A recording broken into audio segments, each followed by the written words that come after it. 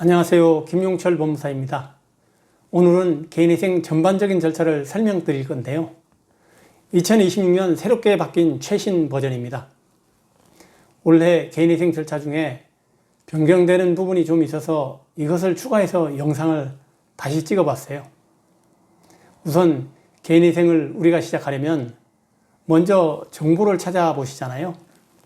그래서 인터넷 검색도 하시고 또 유튜브를 보시기도 하죠.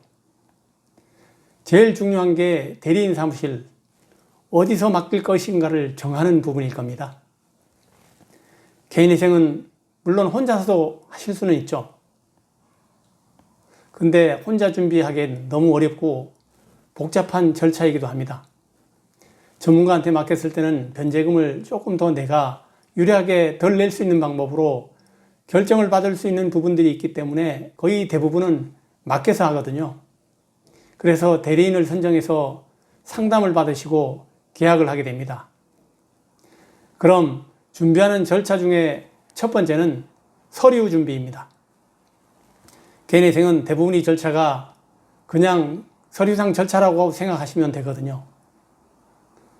물론 나중에 또 설명드리겠지만 개인회생 절차상 법원 직접 출석은 딱 한 번입니다.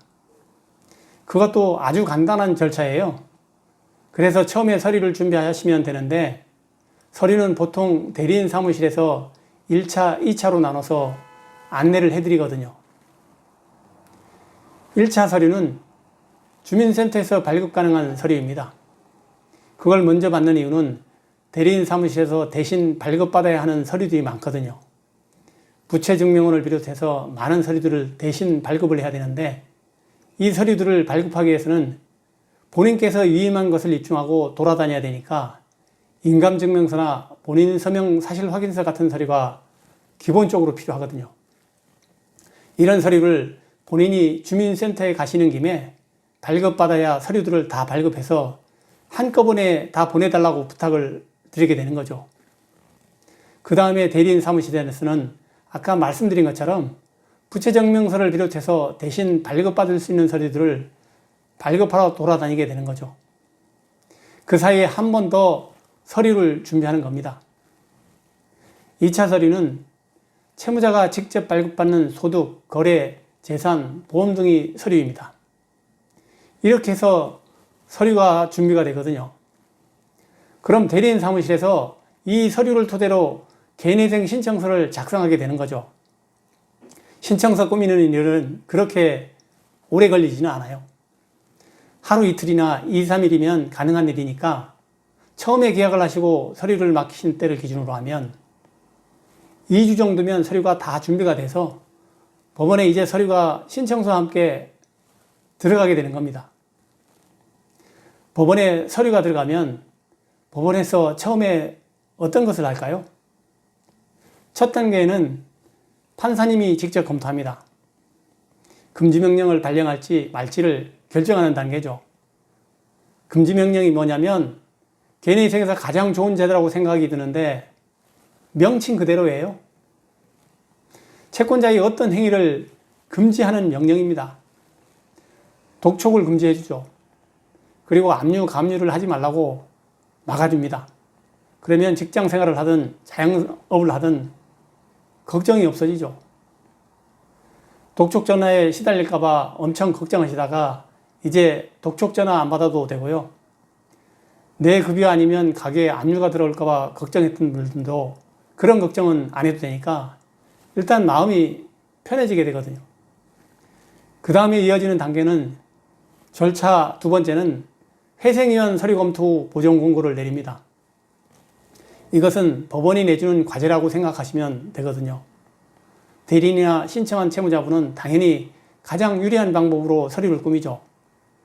내가 가장 변제금을 덜 내도 되는 방법을 연구하고 찾아서 그렇게 서류를 만들고 법원에 내게 되는 거죠.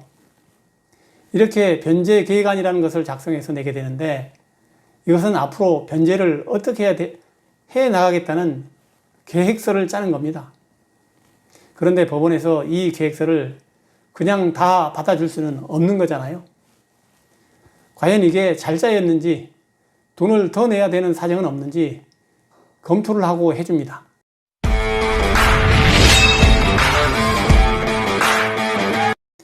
이런 절차라고 생각하시면 되거든요. 그래서 법원에서는 꼼꼼하게 서류를 검토합니다. 검토를 꼼꼼하게 하는 부분이 대출받은 돈은 어디에 사용했느냐, 이걸 엄청 꼼꼼하게 따지고요. 소득이 정확한지, 재산은 정확한지, 이런 거를 꼼꼼하게 따지는 과정입니다. 그래서 이 보존공고가 한 번 나오고 끝나는 경우도 있지만 여러 번 반복해서 3번, 4번까지 보존공고가 나오는 경우도 있거든요. 이렇게 해서 그 보존공고를 성실하게 잘 이행하고 채무자한테 유리한 방향으로 결정이 날 수 있도록 회생위원과 협조를 잘해서 진행을 하면 좋은 결과가 나오게 되는 거죠. 그럼 이 보존공고 절차가 끝나게 되면 절차 3번째는 개시결정입니다. 이제 서류가 통과됐으니까 돈을 내도 좋다고 생각을 하시면 되는 거예요. 돈을 내도 좋다는 의미에서 개시라고 생각하시면 돼요. 개시결정이 나와야 개시결정문에 내가 법원에 돈을 낼 수 있는 계좌번호를 적어서 보내주거든요. 이렇게 돼야 돈을 내게 되는 거죠. 그 다음에 이어지는 절차는 법원은 채권자들한테도 서류를 다 보내거든요. 개시결정문과 채권자 목록, 또 변제계획안 등 서류를 다 보내서 검토해보라고 하죠. 절차 4번째는 채권자 이의신청입니다. 근데 이의신청은 크게 걱정하실 필요가 없습니다. 대부분 이의신청은 신청을 기각해달라, 이 사람은 개인회생을 해주면 안 된다, 이런 이의신청은 거의 없습니다. 보통 간단한 이의신청들이 들어옵니다. 이거는 사무실에서 일하는 분께 따로 연락 안 하고 그냥 처리가 가능한 것들이 대부분이어서 크게 걱정할 필요는 없어요.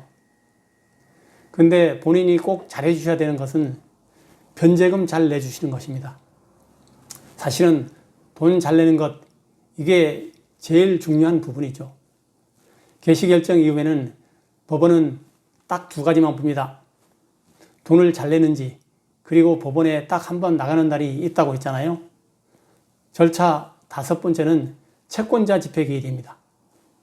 채권자 이의 절차 끝나면 채권자 집행기일에 출석하는 날짜가 잡히거든요. 명칭이 채권자 집행기일이지만 실제로 채권자들은 거의 안 나옵니다. 금융기관 채권자들은 나오는 경우가 거의 없고요. 간혹 개인 채권자들이 나와서 이의를 제기하는 경우가 있긴 있죠. 그런데 그것도 비율상으로 보면 얼마 되지가 않아요. 그래서 크게 걱정할 필요는 없고요. 돈만 잘 내고 나오라는 날 잘 나오면 결국 법원에서 최종적으로 결정을 해주고 있거든요. 절차 6번째는 인가결정입니다. 그래서 인가결정을 받으면 법원은 일단 손을 뗀다고 생각하시면 되거든요. 서류 검토도 끝났고 채무자가 성실하게 앞으로 돈을 잘 낼지 테스트도 끝난 거죠. 그 다음에 이제 할 일은 딱 한 가지가 남습니다. 인가결정까지 나면 법원에서 절차는 다 끝난 것이기 때문에 그냥 돈 내기로 한 것만 잘 내시면 됩니다.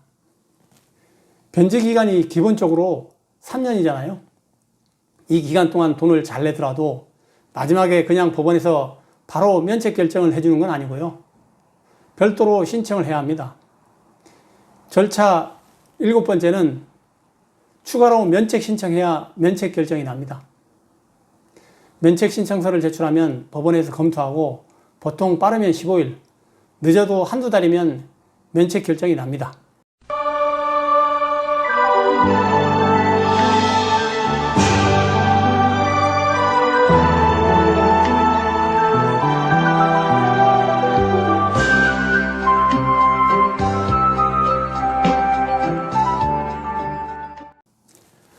이렇게 해서 개인회생 전체 과정은 법원에 개인회생 신청하고 금지명령 받고 개시결정 받고 또 인가결정 받고 돈을 잘 내서 최종적으로 면책 신청을 해서 면책결정까지 받는 과정으로 진행이 됩니다.